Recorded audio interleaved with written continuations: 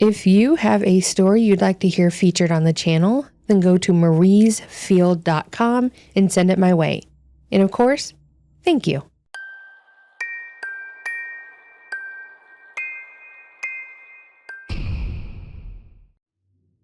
After having a horrible experience with a roommate, I got my first apartment by myself. It wasn't the best as they were old buildings, so there were several maintenance calls to have things fixed, but the front office people and the techs were also friendly and really fast at getting it done, so I couldn't complain. The buildings were small and had 8 in each, and my neighbors seemed pretty chill. There were a couple of old people that I think had lived there forever, and a young couple that I usually only saw in the halls at night. I think they worked overnight shifts or something, but they definitely weren't the social types, which was fine. Just meant that there were even less problems to worry about, as everyone typically minded their own business. While I did live alone, I started dating a guy I met through a mutual friend. Sometimes he came over and stayed at my place on the weekend, or when he didn't work.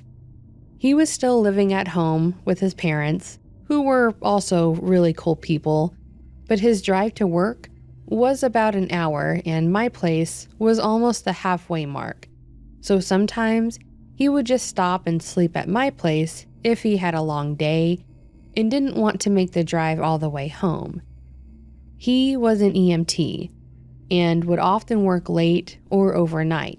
So if he wasn't catching naps at the hospital while on call, it was just easier for him to stay with me. When he did, he'd text me that he would be stopping by, and since it would be later, I was usually already asleep as I worked at 7 in the morning. He would come in, kiss me on the head, and typically take a shower before finally passing out. He didn't have a key to my apartment, partially because I wasn't supposed to make copies myself, so I usually just kept the door unlocked. Again, everyone here seemed trustworthy, and there hadn't been reports of break-ins or suspicious people, so I didn't have a problem with it. It was one of those nights where he was going to be working late, so on his lunch, he told me he was going to stay at my place, and I agreed. I made a large dinner so he could eat something when he got home too, and around 10 p.m., I finally headed off to bed, texting him goodnight. After some time, I woke up to hearing some noise outside my room.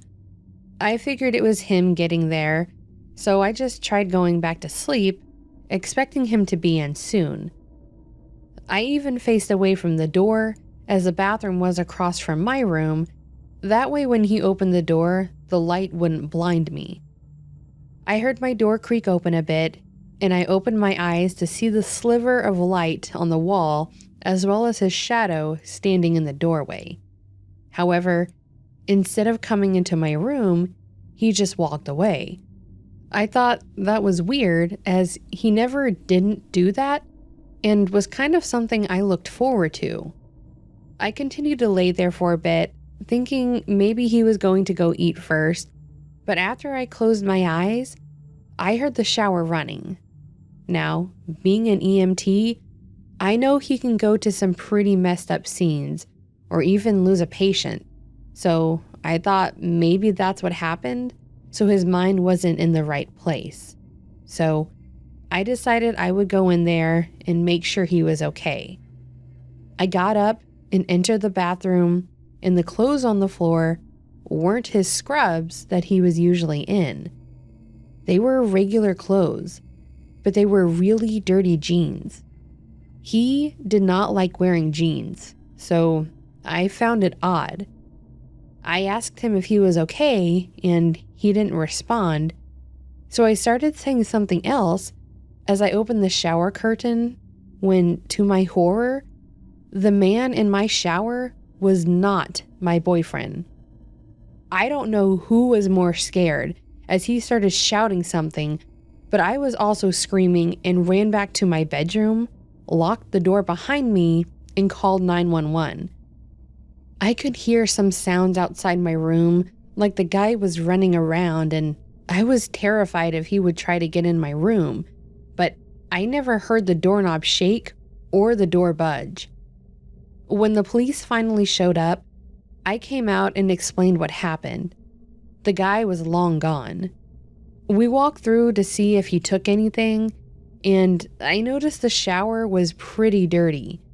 It looked like there was mud or dirt or something all over the bottom of the tub. His clothes were gone, but there were wet prints in the carpet that we could follow. They came out of the bathroom, into the kitchen. There were just puddles, no carpet, thankfully. He took one of my pre-made salads in the fridge, and then the prints led back out the door. I felt bad as it was late, but they knocked on my neighbors' doors to ask if they saw anything, but I noticed the younger couple was already standing outside talking with the cops. I learned that they heard the screaming, and when they opened their door to look around, they saw a guy completely naked, holding a bag and some clothes, running out of the front door and didn't know what happened. He followed him out the door and saw where he went, and gave his description of the man, which also matched mine. They went around the area, and before they came back, my boyfriend showed up and was obviously curious as to why I was awake and explained everything to him. The cops came back to tell me that they didn't find the guy, but if they did, they would come back to ask me to identify him, and left. Unfortunately, they never did call or come back, so I guess he was never caught. However, a few weeks later, I started hearing stories about break-ins in the same city as me, but the person either didn't take anything or was just food and they seemed to take a shower. I don't remember ever hearing about that happening before my incident, but now I had seen it multiple times. The news interviewed a few people, and someone mentioned it may be someone who is homeless, just trying to help themselves, I suppose. I don't know if that's what happened in my case, but I could believe it by the shape that man and the clothes were in. It was still a terrifying situation to be in, but it was weird to me that he definitely looked in my room and saw me. Why not leave at that point? I'm glad nothing worse happened, but I went ahead and broke the rules to make a key from my boyfriend, and I stopped leaving my door unlocked.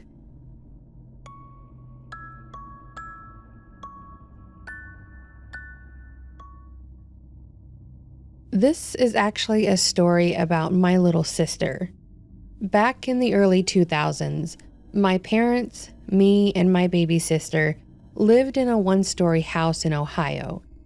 It had a basement that just had the laundry room and some of my dad's tools, but that was about it. Otherwise, it was a small 2-bedroom house that my dad actually turned into a 3-bedroom in a way. There was a small room that we referred to as the den because it didn't have an actual door, and the room was just really small. It kind of just became a storage and plant room because it had a single window that jutted out some, so we could set small plants in it. Well, when my mom became pregnant with my sister, they didn't want me, a boy, to have to share a room with a baby, thankfully. So we cleaned out the room, my dad installed a door, and then we had a nursery. It would do for a few years until she outgrew it. So, after she was born, we settled into our life with a baby around. I know it was nothing new for my parents, but for me, it was a new experience. I was excited for a while being a big brother, but then came the responsibilities that, as a child, I didn't care for. Having to play quietly or play outside so I didn't wake her up, or having to get stuff from my parents or throwing things away. Overall, though, it was all right. I got used to the crying at night after some time. We did have a lot of company over that wanted to see her, so a few months after she came home, we had a small cookout since it was close to my mom's birthday. We had a lot of people over, including family and friends, and a next-door neighbor, Vicky. Vicky was out there. She was probably a little older than my parents, going by the loose skin and wrinkles she had. Now, not that I have a problem with it, but as a kid, this was a bit weird to me. But she wore as little clothes as possible. I think she was, or thought she was, a belly dancer. She always wore these little skirts that she always made sure to tell everyone that she made herself. They had bells and charms all over them, and they seemed like it made it too heavy because it looked like it would just fall off. Then she typically wore a bikini top or bra with a sheer top over it.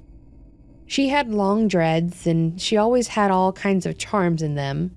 Again, being older now, I dated a girl that had dreads, and she took care of them. Vicky did not. They smelled so bad.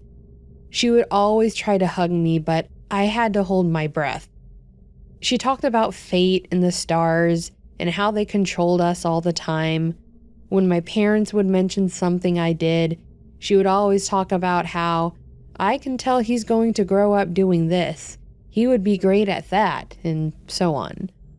So when she came over to see my sister, she was trying to guess her name before my parents told her. She guessed Angelica. Her name's Kyra. Something else about Vicky was that she never had any kids. She always mentioned how she could never find the right guy to settle down with because she wanted the most perfect children in both looks and brains. So she talked about how smart and kind I was as a kid and that I was going to be an excellent big brother. But then, after meeting Kyra, she seemed to talk down to me. She said that I had a lot to live up to and that I had to help my parents and make sure she has a successful life. I was still a kid at the time, and already having some of the attention pulled away from me kind of got under my skin, so I asked, "What about me? I need help too." And her response was, "Well, there's a new baby in the house, therefore you have to grow up now because you won't be the favorite anymore." My parents quickly explained that wasn't true, and they loved us equally, but still not something a kid wants to hear, right? So we tried our best to coexist with Vicky. Other than the weird stuff that was her, she was pretty harmless. She always wanted to see and hold Kyra when she came over, which was still fine. But some of the things she said would just get weird. Things like, "You were just so perfect, I could just eat you up." Weird things like that. Sometimes she came over with a gift or baked goods, but then would pretty much ask if she could see Kyra, like they were friends wanting to hang out. So that was Vicky in a very small, crazy nutshell. Sometimes we saw her a few times a week. Sometimes we didn't see her a whole week. However, the older Kyra got, the less and less we would see Vicky. I think it was agreed upon when we got older that it was probably because she grew up and she became less interested in her. Something about baby fever or to the likes of. We went about our normal lives, sometimes being awoken by my sister crying. Sometimes I would sleep through the night. We had some issues during the winter where it seemed like there was a bad draft coming through the window in her nursery, so we moved her crib to my parents' room while my dad fixed up the window. Over the years, we lived as a normal family.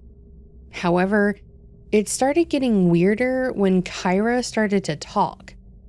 Now, I will say some of this is from what I experienced, and some things my parents would tell me over the years when we were older.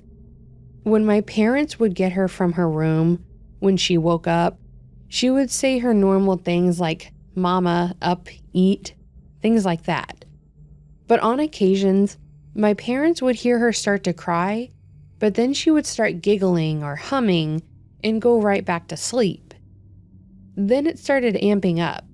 She started saying, "To mama" or "mama too," and it took a while for us to finally figure out what she was saying. We joked about it, how it was because she preferred dad, but then she started saying, "Where mama too?"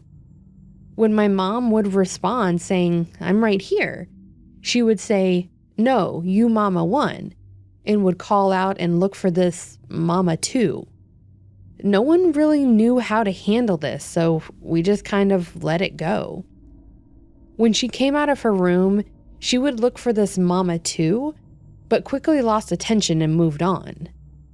Over time, my parents began to wonder if she was seeing a ghost because of the way she would talk about this person. She would talk about seeing her when she slept, like in her dreams, but there wasn't really anything we could do about that. They tried to ignore it the best they could and tell Kyra she wasn't real. However, Kyra would talk about her more. When I was outside playing with her one time, she started talking about this person and she said, "You have to be nice to me because Mama too said so." I was getting annoyed, so I told her she wasn't even real.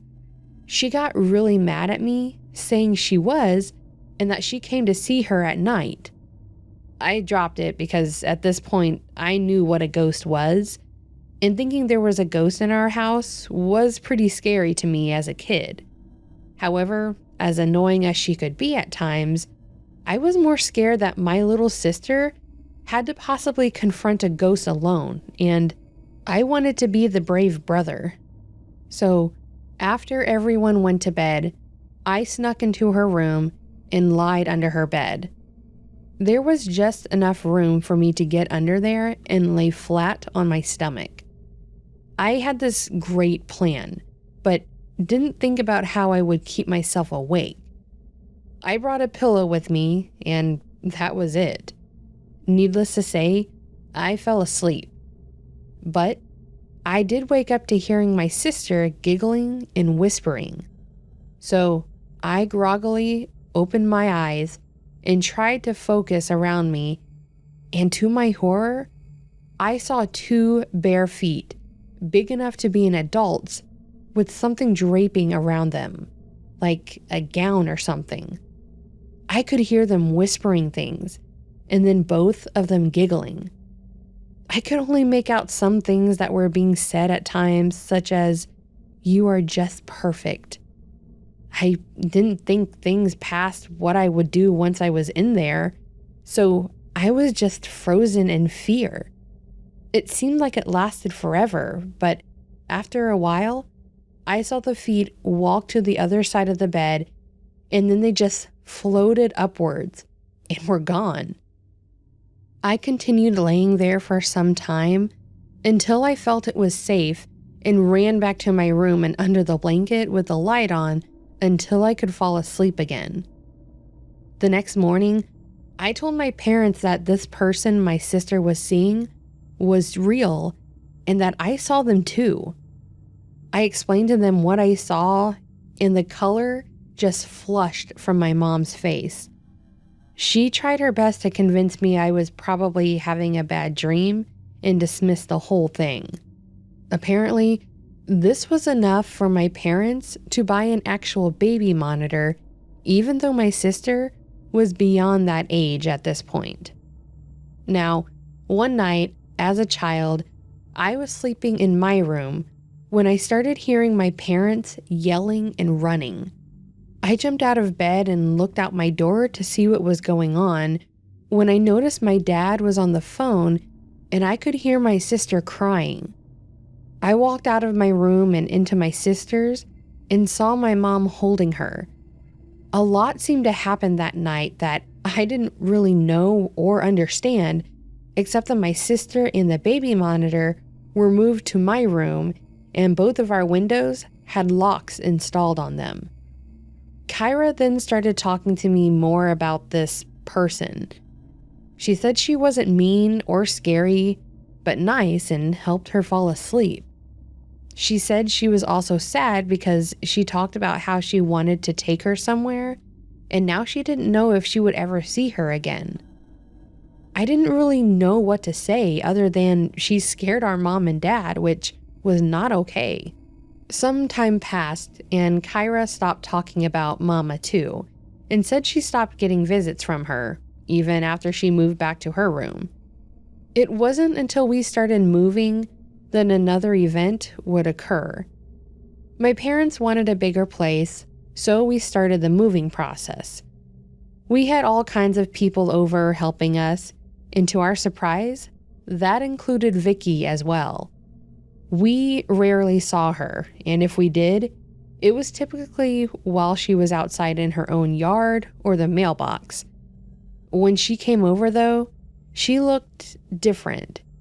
She had pants and an oversized blouse on, and her dreads were wrapped up. While my parents were outside talking to her, Kyra and I ran out there to see what was going on. I noticed Kyra had stopped walking and was just staring over at our parents and Vicky. Vicky looked at us and smiled, but it wasn't her normal smile. It almost looked forced. But she finished her conversation with my parents, and as she walked away, she said goodbye without approaching us and started walking away. My sister really didn't see her much as she got older, so my parents explained who she was. That's when my sister said something like, "But that's Mama too." This apparently triggered something in my parents, and they tried questioning her more, but it seemed to scare her a bit, so they eased up. I don't think after that we could have moved out any faster. Over the next few days, my parents got more from her, and I learned more as I got older. Kyra had explained that Vicky looked just like the person that would visit her at night, except she always had on some kind of gown or robe. But her hair was always wrapped up like she had it, so she didn't really think about it when she saw her in passing with her hair down. I figured out that when I was under the bed, I most likely saw her jumping out of the window, and that's probably what my parents noticed too. The person was already out of the window, and when my dad ran to the door, they were gone. Because of the way they were dressed, that was probably why they didn't recognize her. We had no proof it was her, so nothing ever came about it, but it was just a creepy situation for us to be in, especially for my parents because they could have had a kid abducted and me to just witness it all.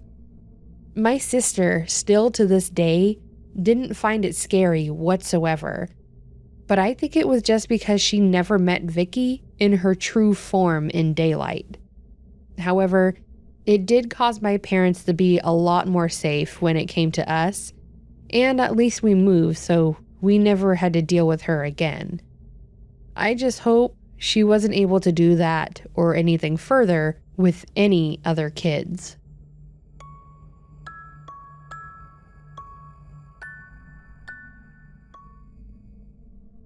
Back when I was fresh out of high school, I used to be a pizza delivery driver for a certain pizza place that is open really late, like way later than it needs to be. I admit that delivering pizzas at like 1 a.m. is a genius way to get business from drunks and stoners, but I also have to say that the pay sucked, and I was never more tired than the 9 months I worked at that place. This experience was a few years back, but thinking about it and how it could have gone seriously makes me feel like I want to get sick. I won't, I'll push through getting the story written out, but it really does cause a bit of panic in me. It was a pretty typical Friday night. I was nearing the end of my shift and was actually on my last delivery from the triple that was thrown on me by my jerk of a manager who knew I was about to leave. This being my last delivery, it was the furthest out of the 3, and it was definitely in a more spread out and remote part of our town. I don't live in a big city, but it's fairly concentrated with houses that circle the epicenter, and then there are neighborhoods that spread out in every direction. This delivery was in one of those out on the edge neighborhoods. I pulled up to the house after circling the neighborhood a couple of times trying to find the numbers, which, tangent, if you order pizza delivery, please turn on your light so we can see your house numbers. Anyways, I circled a couple times, found the house, and grabbed the pizza to walk it up to the front door. The house looked decent. It wasn't run down or anything. It was just really dark, like the occupant was in bed or not home, which, yes, did make me feel a bit uneasy about this delivery. Though it wouldn't have been the first time I had taken a delivery to a drunk person that had passed out after putting the delivery in. I knocked a few times, but no answer. I pulled out my cell phone and called the number on the order, and it was disconnected. At this point, I assumed that the delivery was either a prank or the aforementioned drunk person. I sent my boss a text saying, "Knocked, no answer, phone disconnected, heading back," and walked back to my car. I tossed the pizza bag into the back seat on the passenger side and started to walk to the other side of my car to get in when I started hearing footsteps come up from the side. My dumb self thought that maybe it was the customer coming out to say, "Hey, sorry, I fell asleep. Can I get my pizza?" But of course, it wasn't. No, instead it was a man wearing a pink hoodie, dark jogging pants, and walking straight toward me with a gun pointed right at me. I put my hands up and immediately braced for him to rob me. But after a moment, he finally spoke up and said, "Keys, now." I nodded, reached into my pocket, and handed the guy my keys. And after a few moments of my heart racing and my face being drenched in sweat, he motions toward the car and says, "Get in the passenger seat." At first, I was thinking I was about to die. Then I was thinking that I could try to run as I got around the car, but again, where was I going to go? I was in the middle of a mostly empty cul-de-sac. Nowhere to go but open fields, and he could easily put a round in my back if I ran. At this point, I realized I had no choice but to follow what he wanted me to do. I quickly complied with his demands, and I got in the passenger seat of the car, thinking that this was seriously going to be my final few moments. He got in the driver's seat, started the car, and started driving down the side roads. I just sat there, helplessly, silently staring at the streetlights as we passed them, thinking about what I could say to plead for my life. My hands were seriously shaking, and my mind was racing as it occurred to me that this man wasn't wearing a mask, which meant that he didn't care if I saw his face. To me, this meant that he didn't plan to leave anyone to identify him, so I was definitely going to die.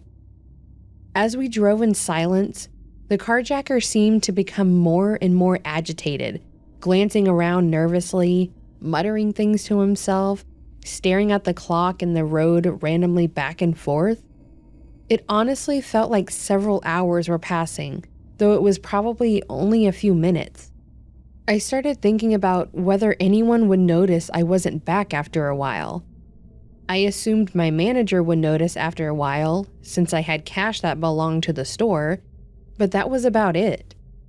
A lot of strange things go through your mind when you're in this kind of situation, because the only thing I could think about was how I was going to get fired if I was killed. Again, not logical, but it was all I could think about. After another few moments, the carjacker pulled over to the side of the road and started breathing fast. I didn't look at him. I didn't turn my head. I just shut my eyes thinking, this is where he cracks. After a few moments, he screams, "This wasn't what I effing planned," and punches the steering wheel. I jumped and I couldn't help but look in his direction, and he was seriously crying, like sobbing. His eyes were filled with a strange mix of anger, desperation, and regret, and he turned to me and said, "I'm sorry that we had to meet under these circumstances." His voice cracked as he said, and he just shook his head like he was seriously upset. A couple more seconds passed of this awkward silence, and then he turned, reached behind me, grabbed that pizza bag, and exited the car, walking off into the woods on the side of the road. For a moment, I was too stunned to move, but as the feeling in my arms and feet slowly started to come back, I realized that the danger had passed. I jumped over to the driver's seat and sped away, eager to get the hell away from that man and this place. The entire time I was driving, my lip was quivering, my teeth were chattering, and I was shaking, thinking that it wasn't actually over, that something else was going to jump out at me and attack me. Obviously nothing did, and I was able to make it back to the store. I got into the safety of the building and I just broke down. I was bawling my eyes out, trying to explain that I was carjacked by this man, trying to explain everything that I had just gone through. Thankfully, my coworkers were able to get me settled down, but then after a few moments, my manager asked me why I hadn't called him or the police. Honestly, at no point did it occur to me while I was driving away from that situation to grab my phone and call anyone. Stupid, I know, but panic makes it hard to think clearly. They did call the police and they took my statement, but I couldn't tell them the exact location that he had gotten out of my car, only where he had actually carjacked me. I doubt he was ever caught because all I could tell them was what he was wearing and a vague direction of where he could have gone. I'm thankful that he didn't decide that I was a threat to him or that he needed to do worse than he had, and I honestly think about that night a lot. The fact that I got out unharmed, that he apologized and then stole the pizza, what kind of situation does one have to be in to do that? I don't work there anymore, as mentioned, and I don't do anything related to driving my car or the public. I work in a warehouse now and I love it because there's literally no opportunity for anything like this to ever happen again while I'm at work.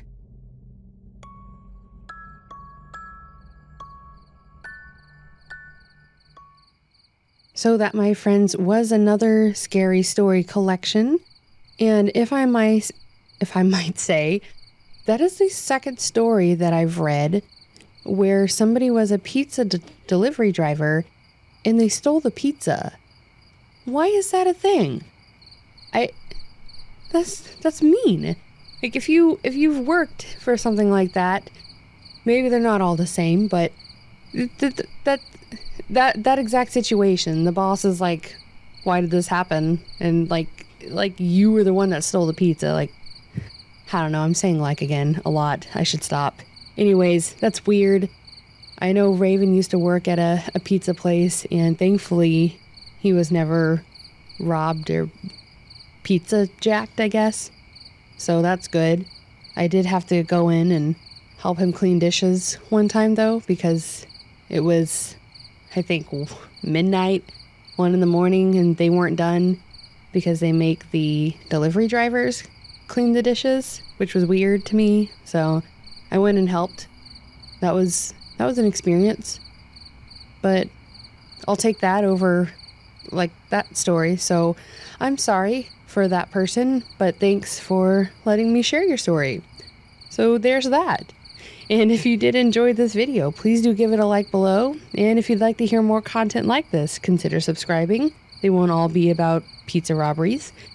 And lastly, don't forget to leave a comment on your thoughts on the video. Let me know how you're doing. How was your holiday week? If you celebrated, if you didn't, I hope you just had a great week because you deserve that. Or let me know if there is one thing you could be the best at. What would it be? And with that being said, friends, I hope you have a fantastic day and a wonderful rest of your week. And until next time, take care.